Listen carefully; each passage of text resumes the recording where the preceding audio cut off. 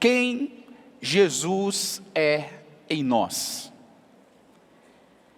Essa é a pergunta que nós pretendemos encontrar, não uma resposta absoluta, mas uma resposta que contribua para a nossa jornada de caminhada com Jesus.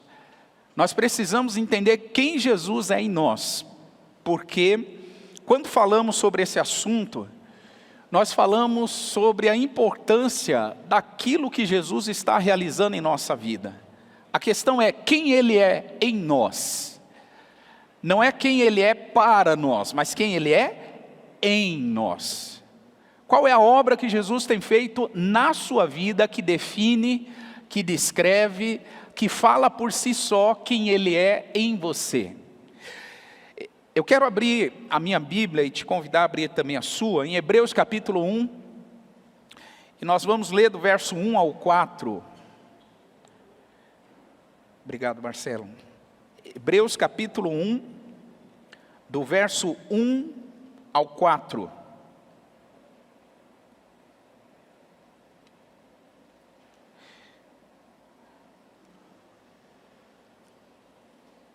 Diz a palavra: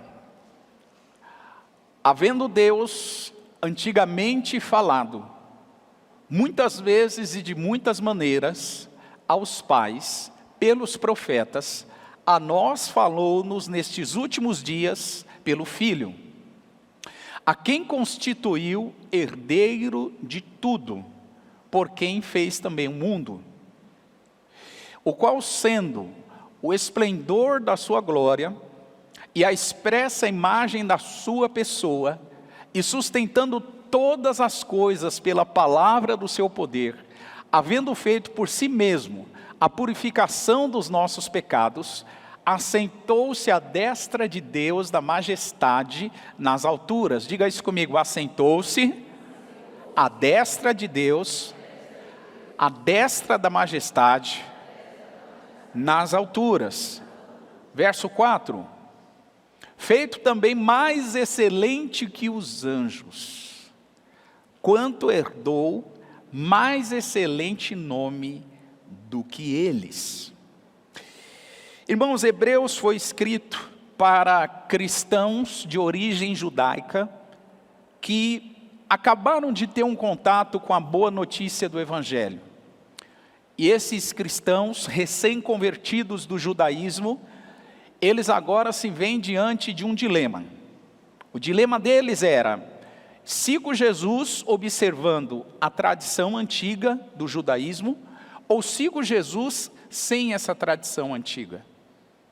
Então, esse desafio que os cristãos hebreus, para quem o autor, a quem o escritor destina essa carta, estava diante desse dilema.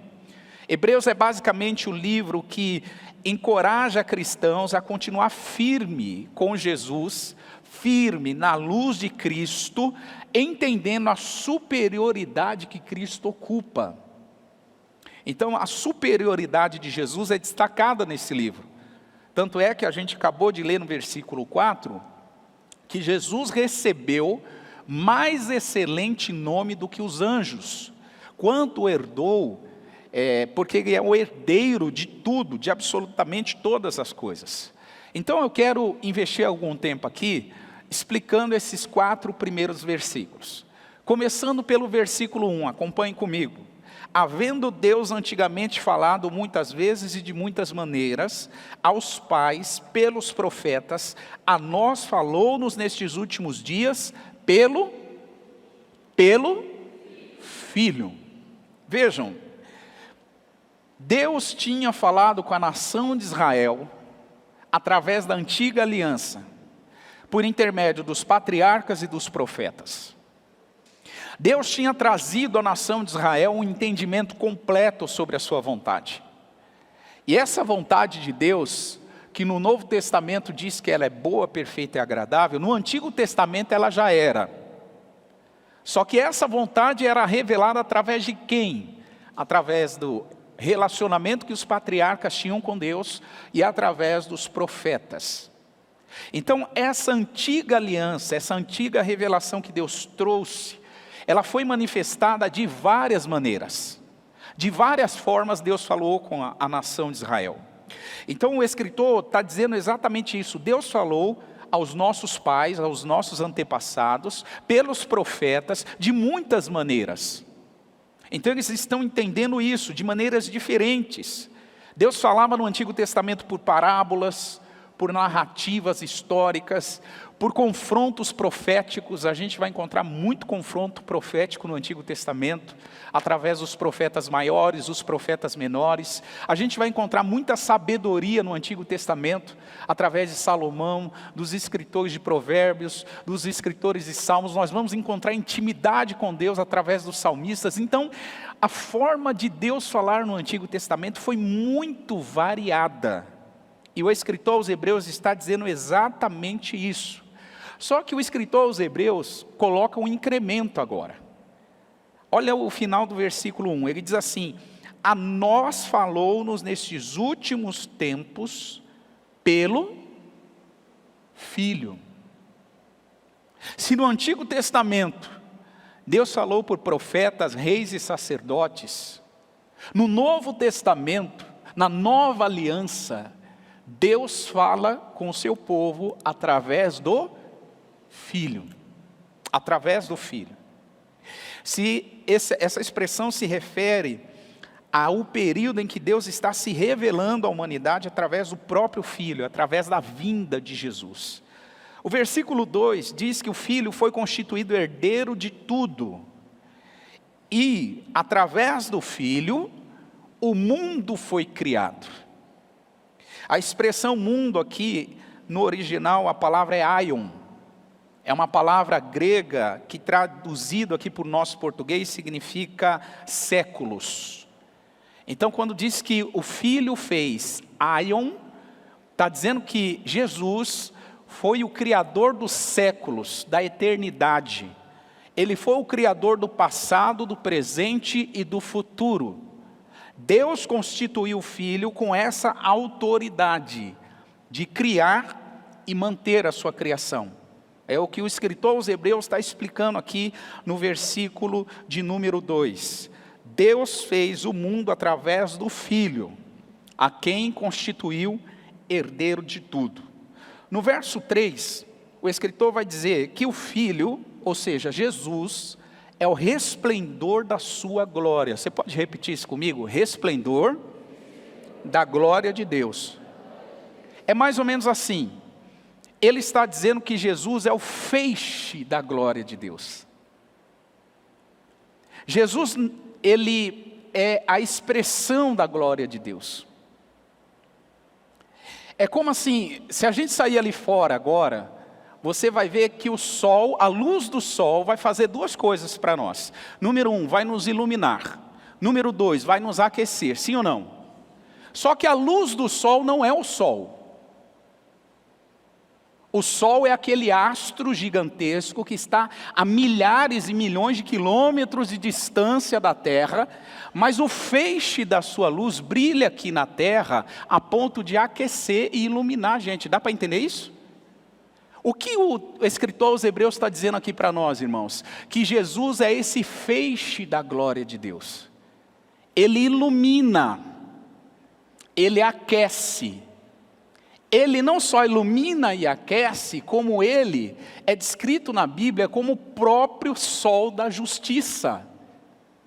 Ele expressa essa característica de Deus de iluminar, de aquecer. Eu estava falando com o irmão agora há pouco, e o irmão acabou de falar para mim, o meu coração aquecia enquanto eu ouvia essa parte do culto. O que fez o coração desse irmão aquecer? É o feixe da glória de Deus, que é Cristo, tocando no coração e aquecendo. Assim como a gente saindo daqui a pouco, o sol vai aquecer a gente. Então o escritor aos Hebreus está dizendo que esse é Jesus, a expressa imagem da figura de quem Deus é. E segue o versículo 3 dizendo que ele sustenta, ou seja, ele mantém todas as coisas pela palavra do seu poder. E através de si mesmo, ou seja, do seu próprio sacrifício, ele foi a purificação dos nossos pecados. Olha que coisa linda. O Deus encarnado, a glória visível, a expressa imagem de quem Deus é, se entregou pelos seus e pelos meus pecados. Ele foi o sacrifício perfeito, que trouxe para nós redenção, que nos livrou da culpa e da vergonha do pecado.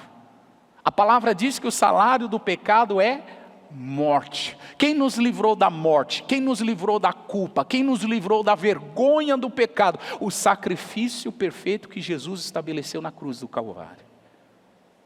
Então o escritor aos Hebreus está ensinando isso, não perca isso de vista, para uma comunidade de judeus que acabou de se converter, que querem trazer para o seu relacionamento com Cristo as práticas que eles tinham no judaísmo. Então ele está explicando isso, quem Jesus é.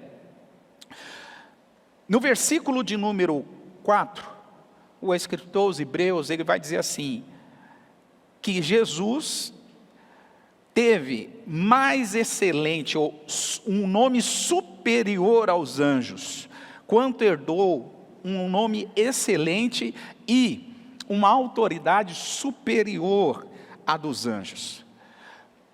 Perceba, irmãos, a ênfase que o autor entrega aqui, é uma ênfase para apontar a superioridade de Cristo.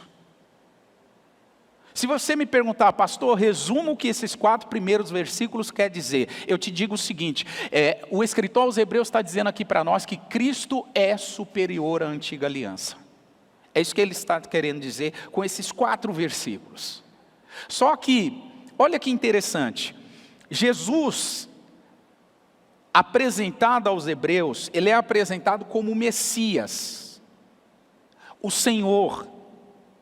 Ele é apresentado como enviado. Ele é apresentado como o mestre, o profeta, o pastor, o apóstolo. Jesus, ele é apresentado como a figura central das Escrituras. E preste atenção, se Cristo é tudo isso, ele tem todas as respostas para todas as nossas perguntas. Então é importante que você saiba que 2024 inicia, a gente celebra, festeja, solta fogos, comemora em família, abraça, libera palavras abençoadoras e tudo isso é extraordinário, mas a gente sabe que a realidade do ano de 2024 é uma realidade cercada de incerteza, sim ou não, igreja? Sim. É um ano que há mais dúvidas do que a certeza de algumas pessoas. Há mais incertezas do que certezas. Só que para todas as nossas perguntas, esse Jesus que é o Messias, o Senhor, o Salvador, o nosso Redentor, ele tem a resposta. Jesus tem resposta para você aqui nessa manhã. O que isso comunica, o que isso fala para cada um de nós? Que Jesus é o Filho de Deus, que veio ao mundo para salvar cada um de nós dos nossos pecados. E que sem Jesus, todas as demais coisas perdem o valor. Ouça isso. Talvez o seu saldo bancário, se você abrir aí o aplicativo da sua conta, é de centenas de milhares de reais. Alguém diz amém para isso? Recebe isso aí, irmão.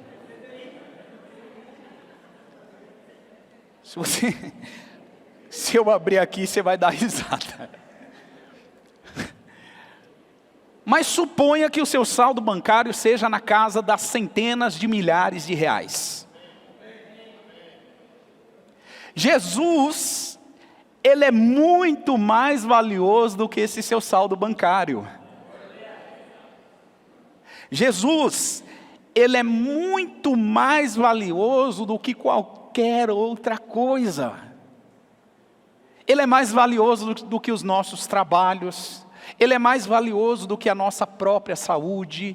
Ele é mais valioso do que a nossa família. Embora a gente trabalhe, embora a gente ame a nossa família, embora a gente ama ter saúde e faz tudo possível para ter saúde, mas Jesus é mais precioso do que todas estas coisas. O escritor aos Hebreus está tentando explicar isso para eles. Está dizendo, aprenda a atribuir a Jesus o valor que ele realmente possui. Porque muitos de nós não temos uma jornada, uma caminhada com Cristo prazerosa? Porque a gente não atribui a Ele o valor que Ele realmente possui. A gente atribui a Ele um valor menor. A gente atribui a Jesus um valor secundário, um valor inferior. A gente não atribui a Jesus a importância que Ele realmente deve possuir, como diz aqui o escritor aos Hebreus.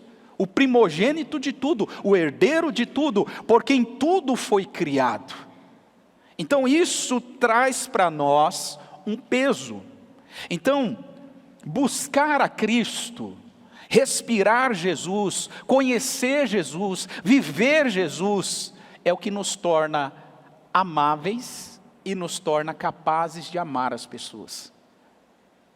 Quando a gente valoriza Jesus, Ele ocupa um nível de habitação dentro de nós, que Ele nos torna capazes de sermos pessoas amáveis, de sermos pessoas que amam o outro. Sabe por que a gente não ama o próximo o suficiente? Porque Jesus não ocupou em nós o nível de habitação que Ele gostaria de ocupar. Ele quer ter um nível de habitação em nós total, pleno, absoluto, e a gente não deixa. E por não deixar, a gente fica ranzinza, a gente fica mal-humorado, a gente fica chato com as pessoas, a gente fica ingrato, murmurador, azedo. Porque Jesus não ocupa em nós a habitação que Ele gostaria de ocupar, o nível de habitação que Ele gostaria de ter. Isso traz esse impacto na nossa vida. Então, o escritor aos Hebreus está dizendo para eles assim: o cristianismo não é uma religião. O cristianismo é Cristo. Nada mais e nada menos do que Cristo. Um relacionamento puro, crescente, um relacionamento de dependência com Ele. Isso é cristianismo. Cristianismo, irmãos, não é filosofia. Cristianismo você não vai encontrar nas mensagens motivacionais das nossas redes sociais. Cristianismo você não vai encontrar nas ideologias políticas. Você está aí? Cristianismo não é sobre ideologia política. Não é sobre mensagem motivacional. O que vai te motivar, o que vai botar gás na sua veia para acordar todos os dias, levantar, ir à luta, batalhar contra um leão por dia, não é a mensagenzinha motivacional da rede social. É Cristo vivendo em você. E Paulo disse que Cristo em nós é a esperança da glória. Então não tenho nada contra, tá? A mensagem motivacional, eu até escuto algumas às vezes. Eu não tenho nada contra algumas ideologias políticas ou filosofias. Mas eu tenho clareza, irmão, que o que me ejeta gás para eu viver os desafios da vida não é isso. Cristo em mim é a esperança que eu carrego. Então o escritor aos Hebreus está tentando fundamentar a fé daqueles irmãos recém-convertidos do judaísmo com esse entendimento. Então veja, pode passar o próximo slide, por favor, Leandro. Conversão, com essa linha de raciocínio, o que é a conversão? Conversão é muito mais do que uma mudança de direção. Porque a gente conhece conversão como mudança de direção. Então conversão não é apenas uma mudança de direção. Conversão é estabelecer uma nova conexão. Diga isso comigo, em 2024, eu desejo estabelecer uma mudança de conexão. Não é só ser convertido. É ter um nível de conexão com Cristo, que Ele habita em nós, que Ele reina em nós, que Ele governa nossas vidas. E isso vai produzindo resultados. Quando Jesus começou a pregar, Mateus 4,17, Pode projetar, por favor, Leandro. A palavra de Deus vai dizer que Jesus começa a pregar dizendo assim: arrependei-vos, porque o reino de Deus é chegado. A palavra arrependimento, Jesus usa aqui, irmãos, uma palavra do hebraico, não uma palavra grega, uma palavra hebraica. E a palavra hebraica para arrependimento é shub.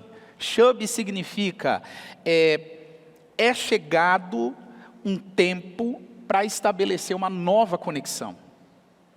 O que Jesus está dizendo, em outras palavras, é o seguinte: arrependam-se, aceitem um convite para viver uma nova conexão com Deus. Porque ele está falando a pessoas que tinham a tradição da fé judaica. Então ele está dizendo para essa turma: você não vai se relacionar com Deus baseado nessa sua tradição. Você vai se relacionar com Deus a partir de uma nova conexão. E a nova conexão é Cristo. Sabe por que o nosso relacionamento com Deus não dá muito certo? A gente se frustra muito, porque a gente quer se relacionar com Ele, trazendo para o relacionamento as nossas tradições familiares, as nossas tradições de religiões, aquilo que a gente aprendeu. A gente não abre mão dessa bagagem. Eu quero me relacionar com Jesus, mas quero trazer toda essa bagagem junto. E a mensagem do reino de Deus é shub. Estabeleça uma nova conexão. Arrependam-se. Vocês já me ouviram falar aqui que eu recebi como herança muitas coisas boas da minha mãe e do meu pai.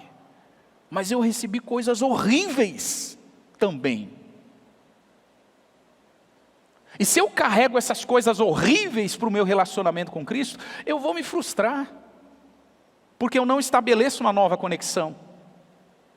Então a ideia de Jesus é essa: estabeleça um novo nível de comunhão, um novo nível de conexão através do arrependimento. Então eu quero te dar aqui 3 fundamentos para quem tem Jesus em si mesmo. O tema é quem Jesus é em nós.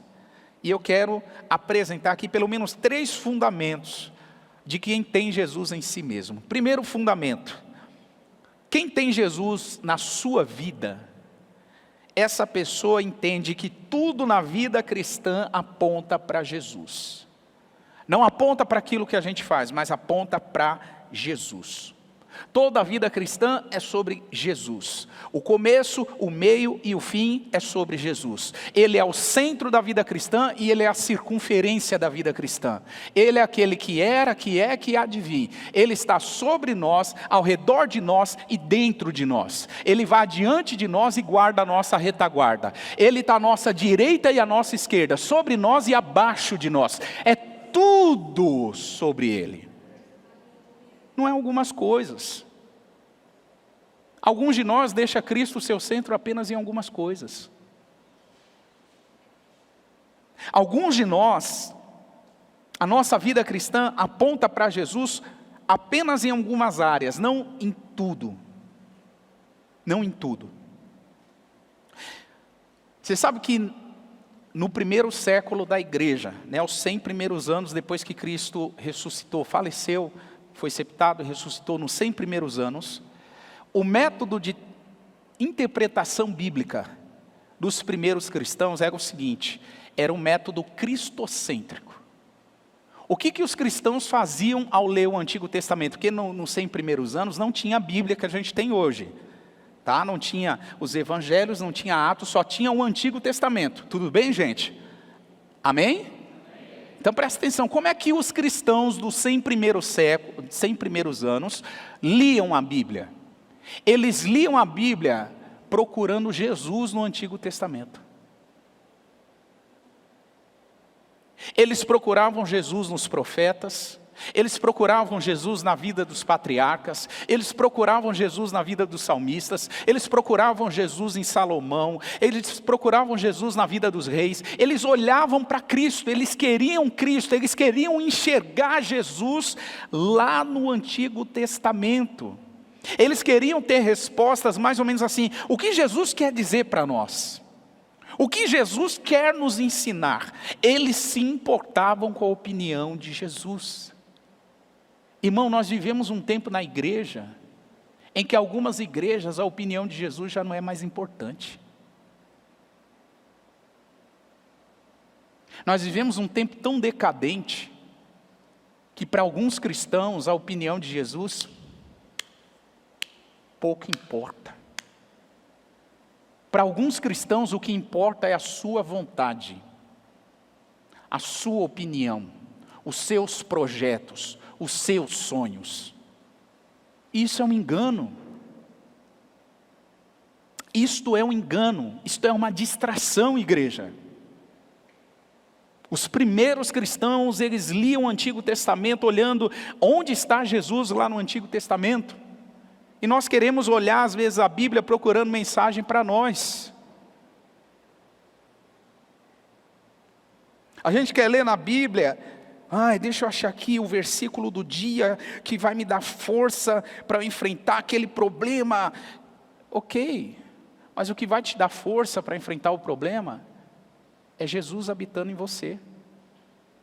É Jesus habitando em ti e em mim. A palavra apenas inspira. O que vai fazer a diferença é Cristo em nós. Cristo em nós. Então em 2024 a igreja precisa amadurecer, entendendo que tudo na vida cristã aponta para Jesus. Se Jesus realmente é quem eu digo ser na minha vida, todos os aspectos da minha vida precisam apontar para Jesus. João capítulo 17, verso 3, a palavra diz que a vida eterna é conhecer a Deus como único e verdadeiro Deus, e conhecer a Jesus a quem Ele enviou. Irmão, será que a gente conhece Jesus o suficiente?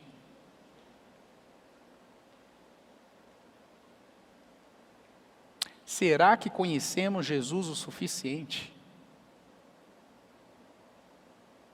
Será que alguns poucos anos de caminhada com Cristo já nos deu a soberba e a arrogância de acharmos que já conhecemos Jesus o suficiente?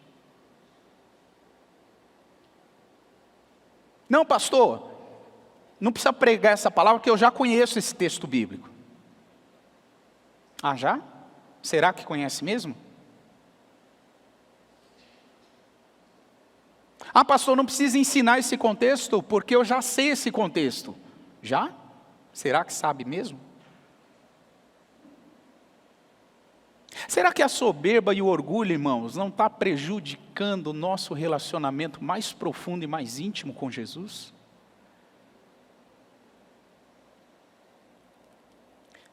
O profeta Osés, no capítulo 6 e versículo 3, ele disse: conheçamos e prossigamos em conhecê-lo.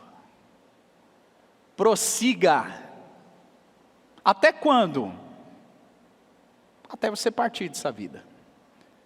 Porque aí quando partir dessa vida, irmãos, nós o veremos como de fato Ele é. Até lá, irmão, prossiga. Leia.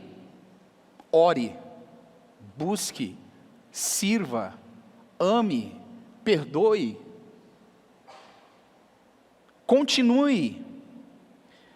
Paulo, ele tem uma expressão tão linda, irmãos, sobre a importância de conhecer Jesus. E olha que Paulo já conhecia, mas ele sabia, eu não conheço o suficiente ele. Em Efésios capítulo 3, verso 8, acompanhe comigo, olha o que Paulo diz aqui.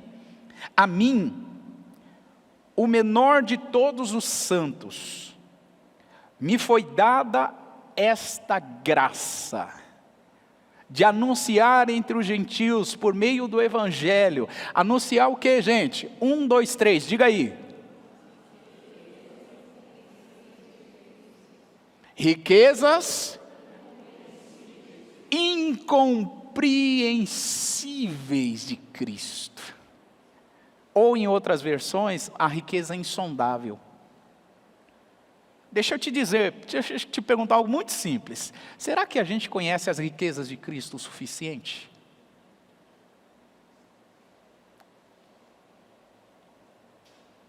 Será que a gente conhece tanto Jesus que eu não preciso da comunhão dos irmãos?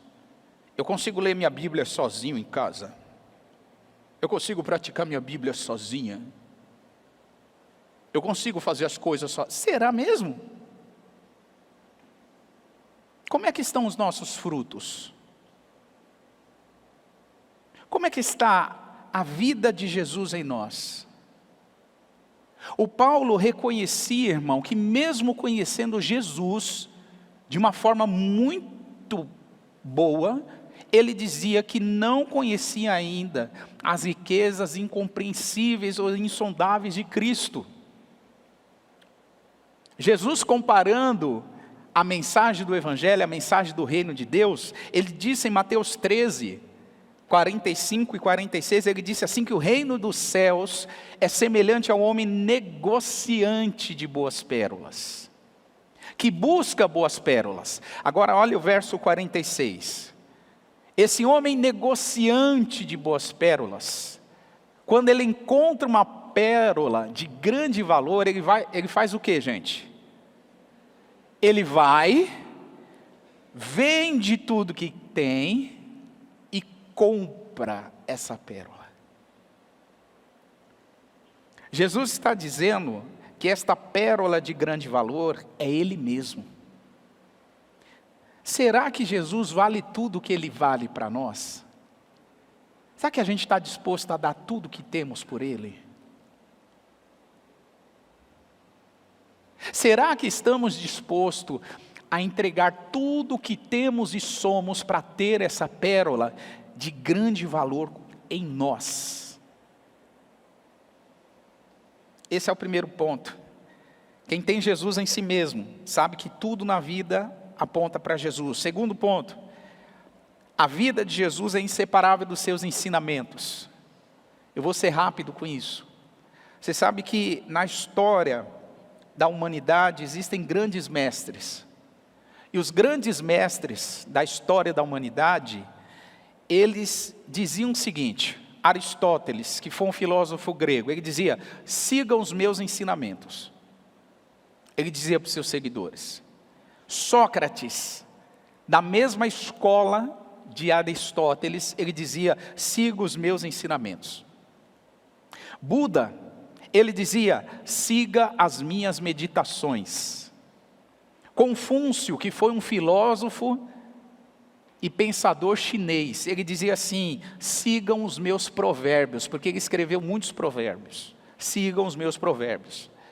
Maomé, que foi o líder da religião islâmica, ele foi um político e um militar, ele dizia assim, sigam os meus nobres pilares. Cada mestre na história da humanidade disse assim, ó, siga o que eu falo, siga os meus ensinos, siga o que eu estou falando. Só que Jesus, ele agiu na contramão. Ele não dizia para os seus seguidores, sigam os meus ensinos. A gente não encontra isso no Evangelho, irmão. Jesus não diz no Evangelho, siga o que eu estou falando. Jesus diz no Evangelho para os seus discípulos, sigam a mim. Mateus capítulo 9, versículo 9 diz, Jesus passando adiante dali, viu assentado na alfândega um homem chamado Mateus. E ele disse para Mateus o que, igreja? 1, 2, 3. E ele fez o quê? Ué, Jesus não disse para Mateus assim, Mateus, siga os meus ensinamentos? Não, não foi isso não? Ele não disse isso não. Por que será que ele não disse isso? Por que será que nos evangelhos Jesus nunca disse, sigam os meus ensinamentos? Por que será que Jesus, ao invés de dizer, siga os meus ensinamentos, Jesus disse, sigam-me? Não é o Chapolin não que diga, siga-me os bons, tá? Você está pensando no Chapolin, né? Esquece o Chapolin. Jesus não disse, siga-me os bons. Jesus disse, siga-me. Mateus, imediatamente, prontamente, se levanta. E a Bíblia diz que ele o segue. Ele o segue. Por que Jesus não pediu para ele seguir os seus mandamentos? Os seus discípulos seguiram os seus mandamentos? Por um motivo muito simples.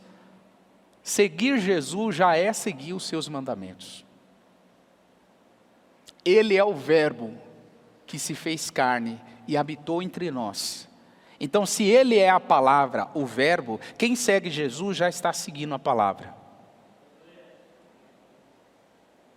Por isso que Jesus não disse, sigam os meus ensinamentos, porque quem segue Jesus já está seguindo a palavra.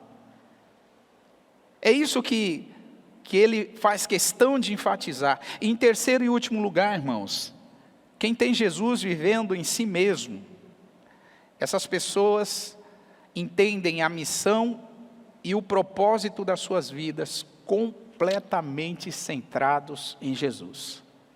É tudo sobre Ele. Jesus é o princípio da missão, Ele é o meio e Ele é o fim. Jesus, Ele quer ocupar a plenitude, você já leu isso na Bíblia, a plenitude de todas as coisas, inclusive na sua e na minha vida. Ele quer ser pleno, Ele quer ser total, Ele quer ser absoluto. Ele não quer compartilhar e nem dividir o espaço dEle com ninguém, nem com você mesmo, nem conosco. Ele quer ser tudo. Ah, pastor, mas isso não é egoísmo de Jesus? Ele que nos criou. Ele que nos formou. Ele que doou a sua vida em sacrifício por nós. Ele que é o autor e consumador da nossa fé. Ele é o primogênito da criação. Ele tem um direito sobre nós. Então entregar a vida para Jesus é ter Jesus como absoluto, como aquele que é primeiro em tudo. Eu encerro lendo o último texto, Colossenses capítulo 1, verso 16 e 18. 16 a 18. Por favor, acompanhe comigo. Porque nele, ou seja, a palavra de Cristo, habite em vós abundantemente. Esse é o Colossenses 1? Não, esse é o 3. É o Colossenses 1, isso, obrigado Leandro. Porque nele foram criados o que, gente? Que há nos céus e também as coisas que são visíveis e sejam tronos, dominações, principados, potestades, tudo foi criado por Ele e para Ele, inclusive eu e você. Verso 17, você pode ler? 1, 2, 3.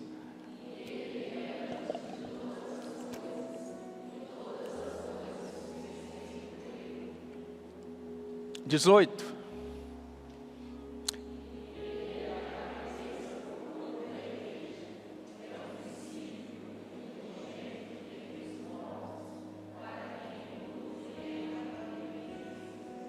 Preeminência, irmãos, é o primeiro lugar.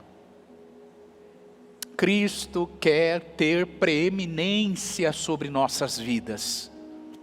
Cristo quer ter o primeiro lugar, porque Ele é o cabeça do corpo, que é a igreja.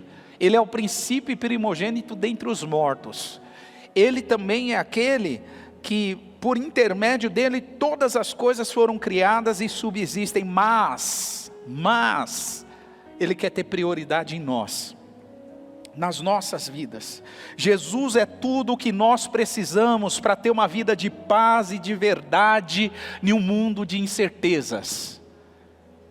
Irmão, eu começo 2024 dizendo à igreja: Jesus é tudo o que você precisa. Não, pastor, eu preciso de dinheiro, eu preciso de saúde, eu preciso de paz. Pois é, se você tem Jesus no lugar que Ele deve ocupar de preeminência na sua vida, todas as demais coisas serão acrescentadas. Agora, se você não tiver, nada será acrescentado. Não se engane. Não se engane. Não perca o seu tempo. Eu não estou aqui para fazer você perder tempo. Quem não tem Jesus como prioridade, não tem coisa nenhuma acrescentada na sua vida. A promessa é: busque primeiro o reino de Deus e a sua justiça, e todas as demais coisas serão acrescentadas. Jesus quer ter o primeiro lugar. A gente não precisa de uma religião. A gente precisa de Jesus, irmão. A gente não precisa de uma listinha de regras para a gente chegar até Deus, até porque Deus já chegou até nós por intermédio de Jesus. Ele já veio. Ele está. Ele não vai chegar, Ele está. Eu discordo totalmente com canções que diz: vem Espírito Santo, vem. Não, Ele não vem, Ele já veio. Ele está aqui. É que eu não permito Ele tomar preeminência. Eu não estou com sensibilidade o suficiente para perceber. Eu me assentei no trono da minha vida. Estou dizendo o que eu faço, na hora que eu faço, do jeito que eu quero fazer. E eu não percebo, mas Ele já está. Ele não vai chegar. Ele já está. Só que Ele está adormecido.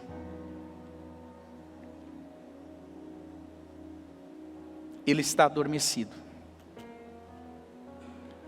Eu me recordo de um dia que Jesus entrou no barco e foi atravessar para outra margem com os discípulos. E Jesus pega no sono, irmão. Pega no sono. Os discípulos ficam perturbados, preocupados. Jesus, acorda, acorda, tempestade, nós vamos morrer, vai todo mundo naufragar. E Jesus estava no barco, irmão, mas Ele estava adormecido, tranquilo, acreditando que os discípulos teriam autoridade para repreender, porque Ele estava lá. Quantas vezes Jesus está em nós, mas está adormecido, irmão? Aí a gente quer um cantor, a gente quer um pregador, a gente quer um apóstolo para impor as mãos sobre nós, a gente busca uma profecia da irmã Mariazinha do Coque, a gente busca uma campanha, a gente busca uma conferência. Não, Ele já está aí. É você que não percebeu ainda.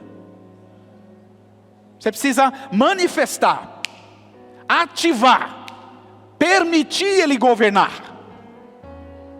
Aí as coisas começam a funcionar. Aí eu te garanto, irmão, o seu 2024 vai ser poderoso. Então eu começo o ano dizendo, no primeiro culto de 2024, quem Jesus é em você. Qual lugar Ele está ocupando na sua vida? Ele é o preeminente ou Ele é o secundário? Ele é o que reina, governa e dirige, ou Ele é aquele servo que você dá ordem, que você quer que Ele obedeça? Quem Ele é? Vamos nos colocar de pé.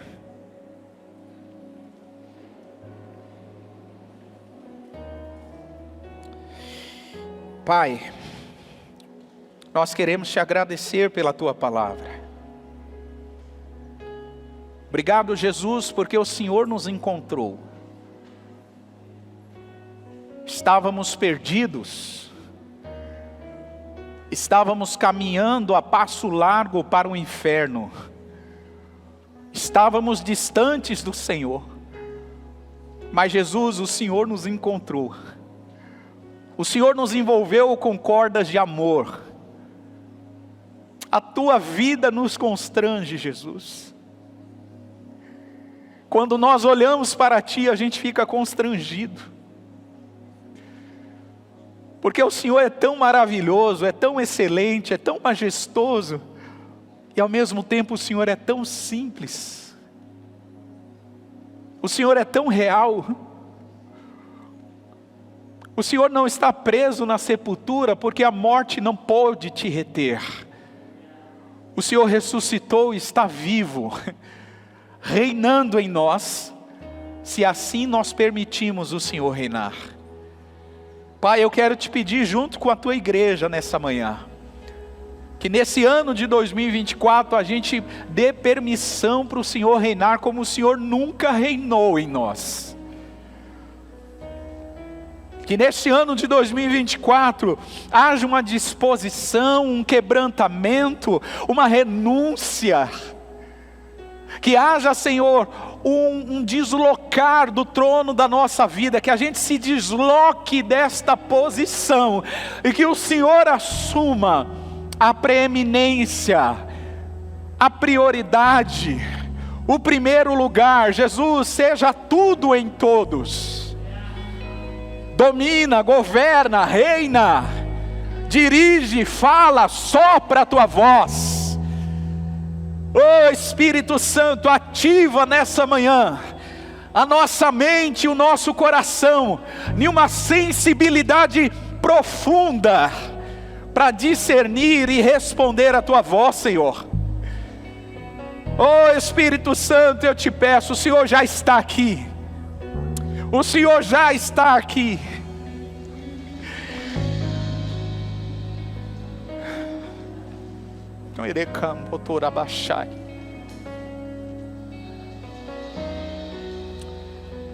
Eu me lembro de uma vez que Paulo, escrevendo para Timóteo, ele disse assim: Timóteo, desperta o dom de Deus que há em ti, ao qual te foi dado pela imposição de mãos do presbitério.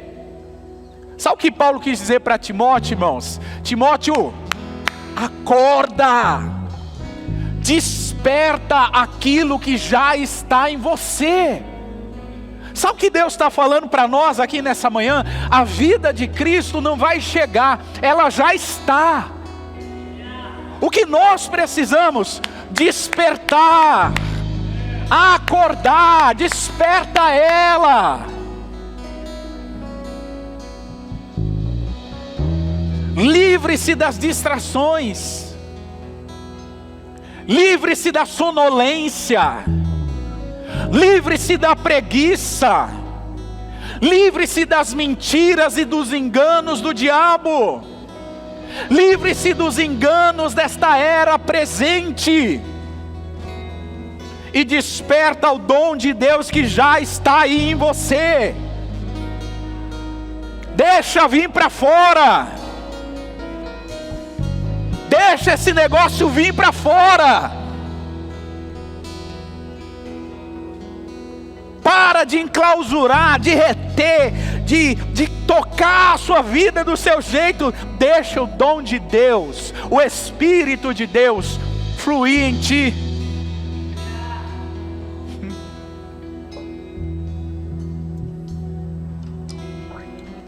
Pai, eis-nos aqui, Senhor.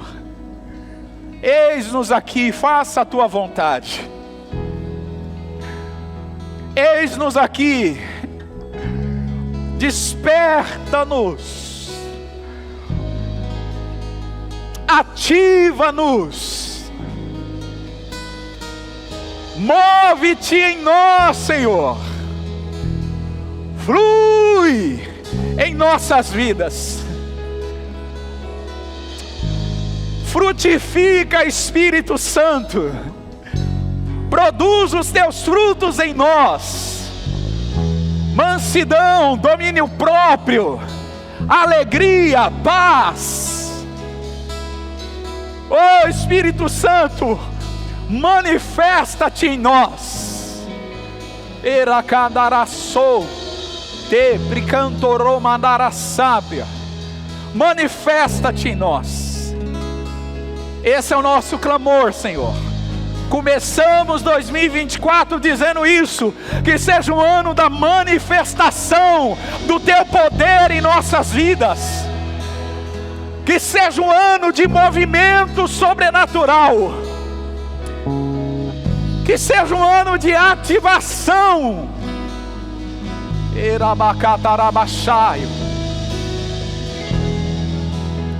Querida igreja, levante as mãos e adore ao Senhor. Agradeça a Jesus. Agradeça por Ele estar em ti. Agradeça por Ele não desistir de você. Começou mais um ano e Ele não desistiu de nós. Obrigado, Jesus. Obrigado, Jesus. Obrigado por o Senhor nos tornar a sua habitação. Obrigado, Jesus, porque o Senhor nos tornou a sua habitação. Queremos te honrar, te agradecer, te adorar. Te adoramos.